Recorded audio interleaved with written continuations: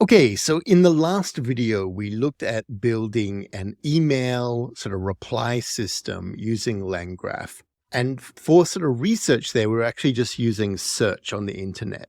A lot of people were really interested in asking about how would we put in a RAG with this so we can put in our own sort of facts and our own things in there so that it uses that in the replies, as opposed to going to the internet and looking around the internet for a reply for our company or our organization, etc. All right. So in this one, what I'm going to do is basically we're going to use the same flow as last time, but we're going to swap out the search function for a RAG function in here.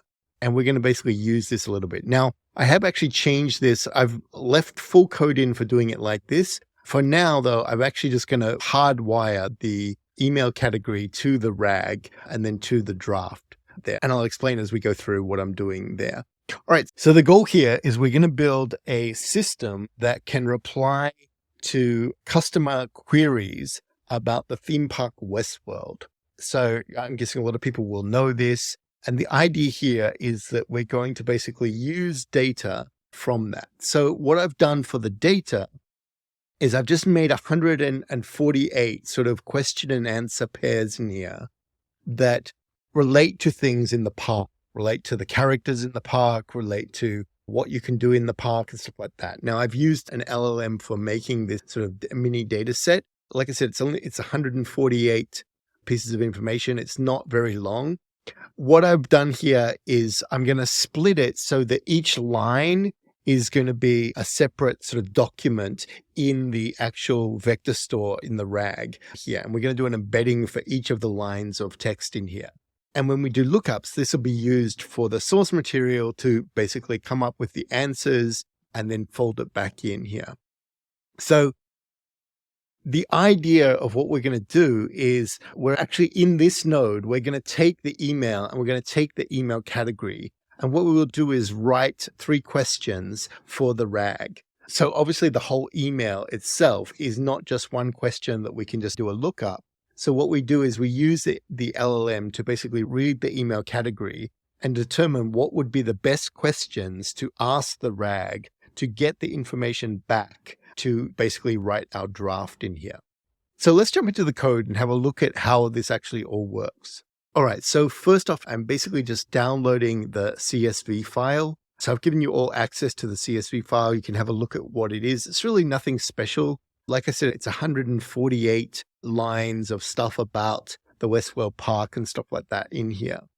We're then going to basically install some things. These are what we're using for the sort of LangGraph part. This is if you were doing just the RAG only. So I've separated those out, actually doubling up a little bit. And then we're going to come down, we can look at the agent's goal in here. So the idea here is that we're going to get the email, we'll categorize it like before. We'll then use the category and the initial email to create questions for a RAG. And then we'll query the vector store, get the information needed, use that to draft a reply, check the reply against the RAG answers, rewrite if needed as we go through this.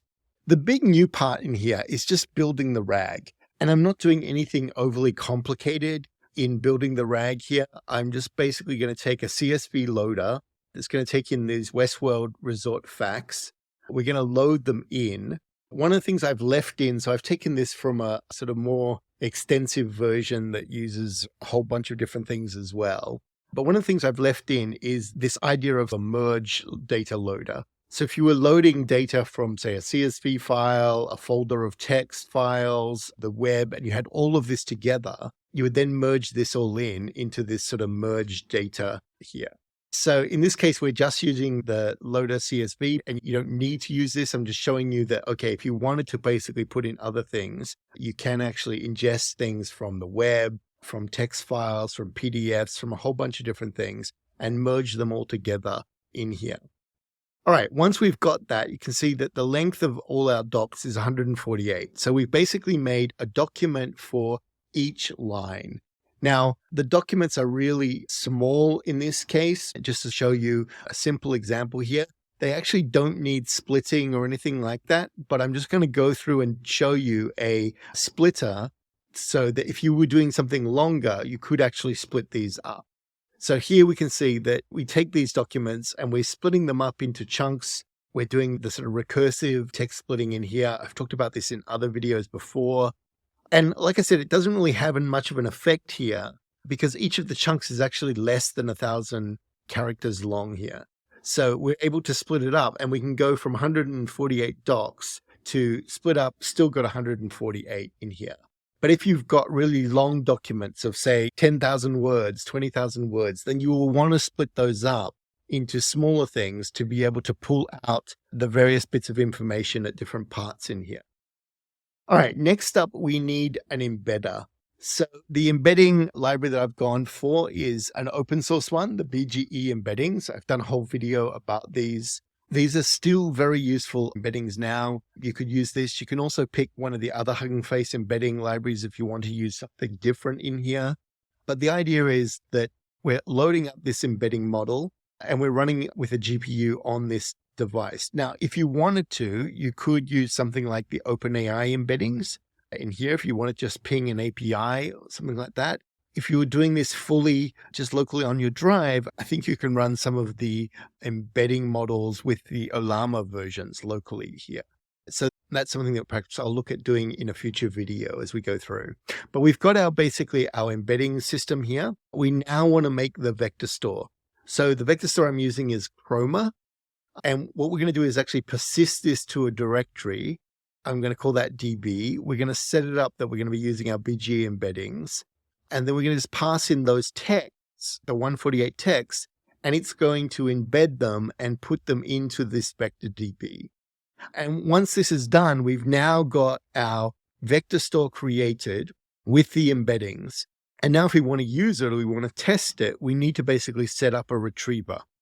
What I can do is basically just bring in this vector DB that we just created up here as a retriever. And I can tell it, just give me the top 5 closest documents that you find for each query that I run through in here. So you'll see that this is the retriever that I'm going to use as we go forward in here. So to test out our RAG, we don't need a lot of things. We need the LLM. So again, we're using the Llama 3 70 billion model LLM. We're going to need a sort of RAG prompt to work with this. Okay, here's a very simple sort of standard RAG prompt. You're an assistant for question answering tasks. Use the pieces of retrieved information. We've got the question, we've got the context in here. And then I'm taking this prompt and I'm actually building it into a chain where I've got this chain takes in both the question and the context. So you can see that the prompt here basically takes in 2 input variables, the question and the context in here. This chain itself, I actually have to feed these in. If I was calling this chain, you'll see that I have to basically pass in question and context in there. And then that will work. It will basically take the retriever, get the information from the vector store, bring that back, put that in our context, take the question and the retrieve context. So you can see that the retrieve context is based on the same question in here. And then it will run it through the LLM will get our result out. Now, what we really want is something where we can just pass in the question and it will handle the retriever for us. It will handle doing the search for us and all that. And that's what this next code is. Okay, so now you can see that once we've got that done, we're actually putting it all together in this RAG chain. So the idea here is that we won't need to pass in each thing step by step. We'll just pass in the question and it will then be used in the retriever, passed into this RAG prompt that we created up here, into the Grok, into the Llama 3 LLM, and then through the string output parser there. So you can see now when we run it, all we have to do is just RAG chain invoke, pass in our question, and we get our answer back as a string here. And this is going to be important because what we're going to do is we're going to have multiple questions for each email, right? So if someone writes an email, we're going to determine multiple questions that we can ask the RAG, ask those, bring each of these answers back. For example, if these were the 3 questions, we would bring each of these answers back and then use that in a system. Now, you also want to basically check some things that you know are not in the database. So in this case, I'm asking, can I sleep under the stars there? I've deliberately picked this one because there is no information in the actual data that we've put in. So you want it to be able to come back and so that like a context is not provide specific information about overstays or about camping, etc. in there. All right. And when you're at this stage, one of the things you want to do is just test what is actually in your RAG, what can it actually answer and what can't it answer.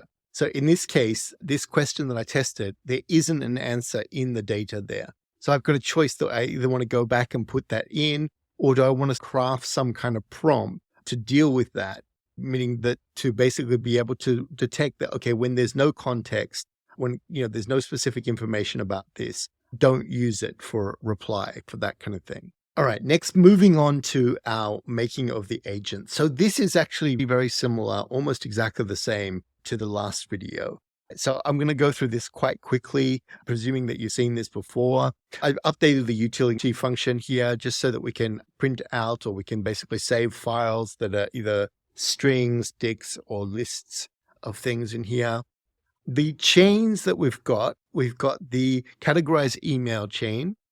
We've got the research router one. So this one I'm actually not using for now. I've left it in here so you can turn it back on if you want to, and I'll go through where I've turned it off, turned it on kind of thing, so you can see that. We've got a whole new chain for creating the RAG questions. This is key. And then we've got, a number of the other ones updated. And then we've got the RAG chain created above that we're going to use in here as well. So categorized email, this is very similar in here. What I have done to some of the prompts is I've just added in the whole concept about them being for Westworld. So it's a little bit more on topic. And also I've added things where rather than do a search, that you're actually now creating questions to ask our knowledge agent or our knowledge system I talk about in here.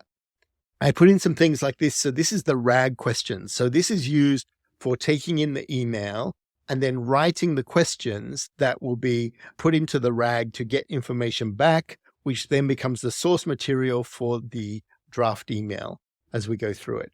So you can see things like, remember when people ask about a generic park, they're probably referring to the Park Westworld in here. Write questions to our knowledge system, not to the customer. You want to be careful of things like that. Otherwise, often the language model will misunderstand and it thinks it wants you to write questions back to the person who wrote the email. In this case, that's not what we want. Here, I've basically said that the JSON return should be questions with no more than 3 strings in here. So we're going to get 3 questions back. But you could actually make this more if you wanted to in here. And we can see that here is an example of passing in the email that we had set up here, just asking about what's available in the park and stuff like that.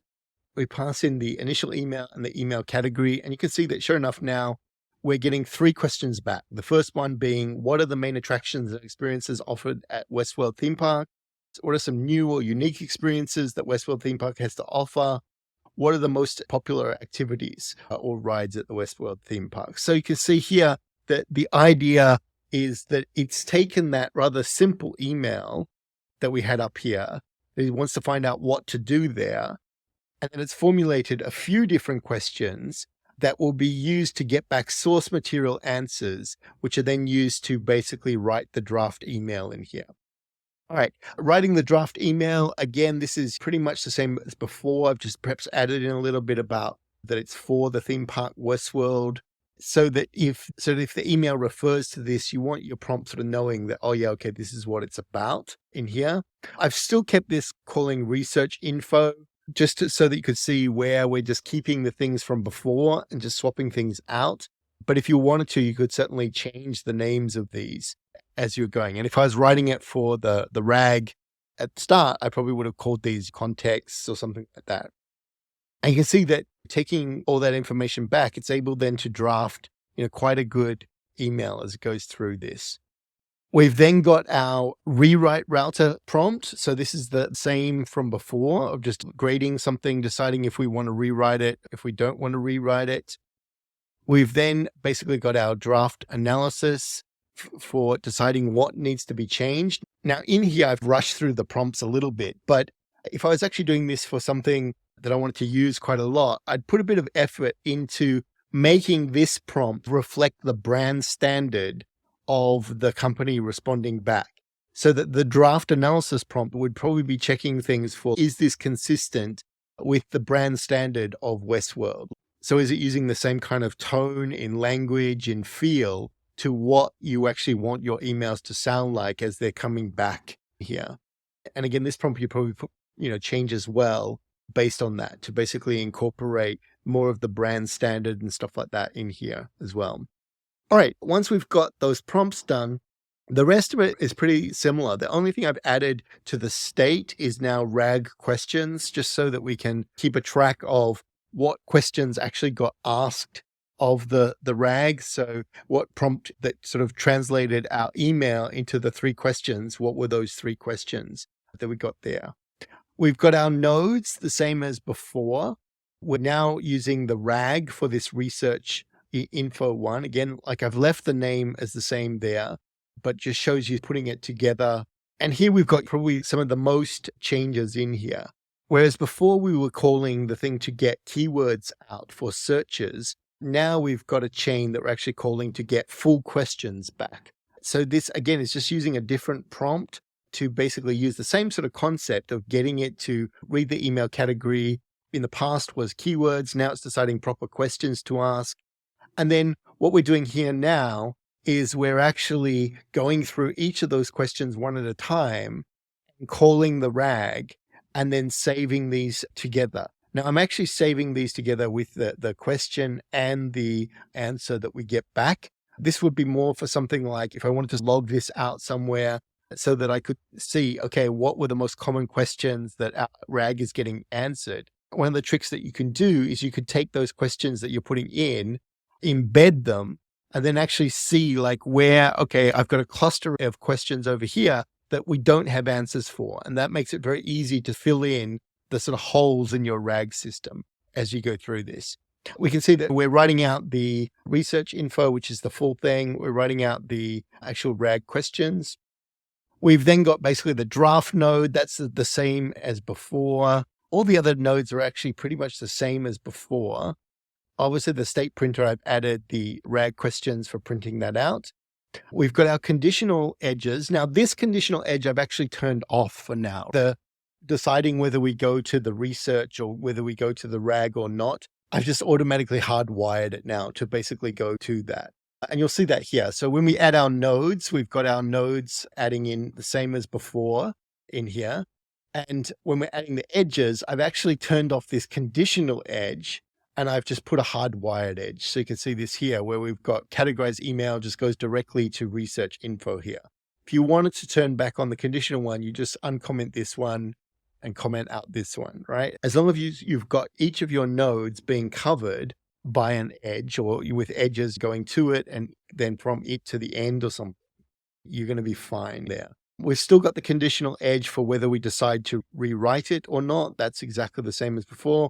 We've still got the state printer at the end, exactly the same as before as well. Obviously, if you're going to put something into production, this you would start to take out some of these.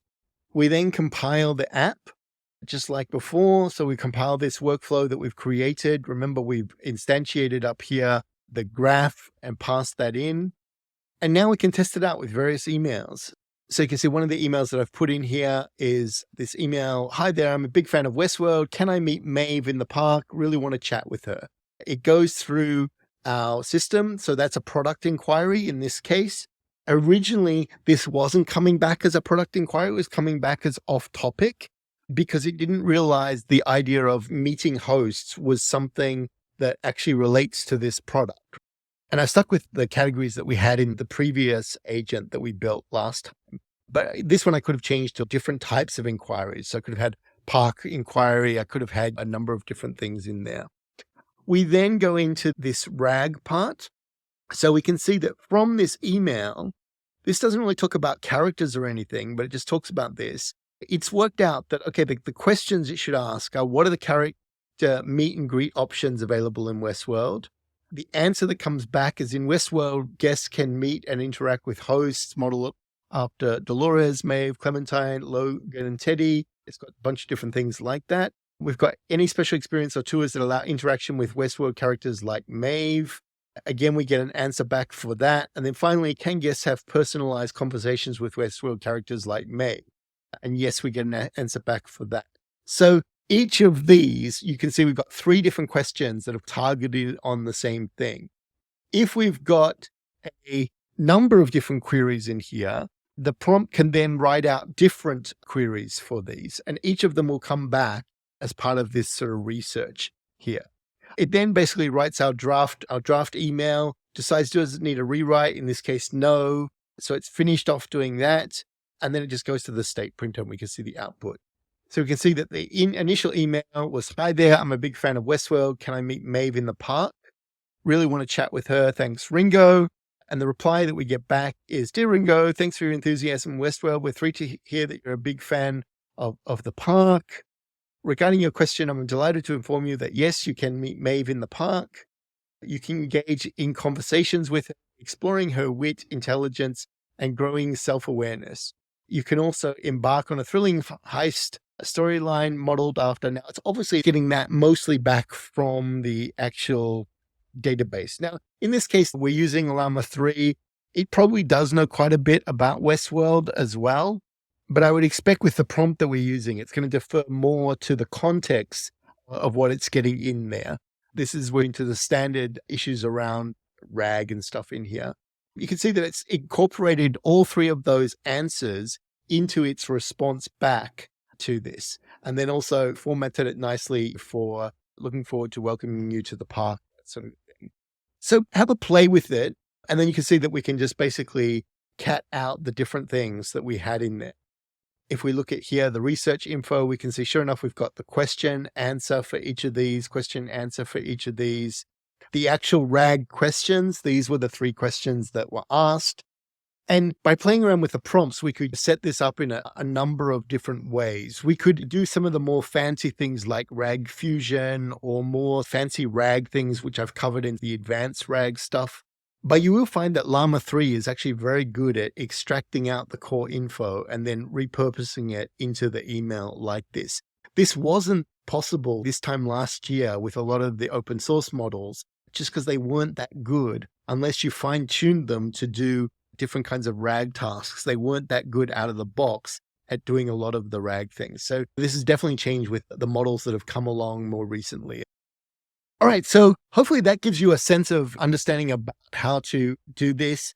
There are lots of tricks that you can add to the RAG, different kinds of RAG. You can do things like hide, if you want to check out the video on hide of how you can basically index on the queries rather than the actual answers and stuff like that. Different strategies around text splitting, different strategies around the query rewriting that we're getting here. So we're getting these questions out. There's quite a number of different things you can do for this. And what we could have done is we could have taken the original context that the RAG returned back and checked the email against them if we wanted to at some point as well, see how well that's working out and stuff like that. Anyway, have a play with it. Let me know what worked for you, what you found challenging and stuff like that. I may make a much longer version of this, which with a lot more in-depth things for a Patreon or something like that, or for a course in the future.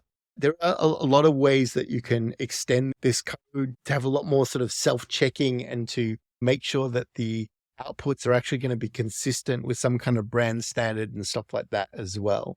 But that'll be something for the future.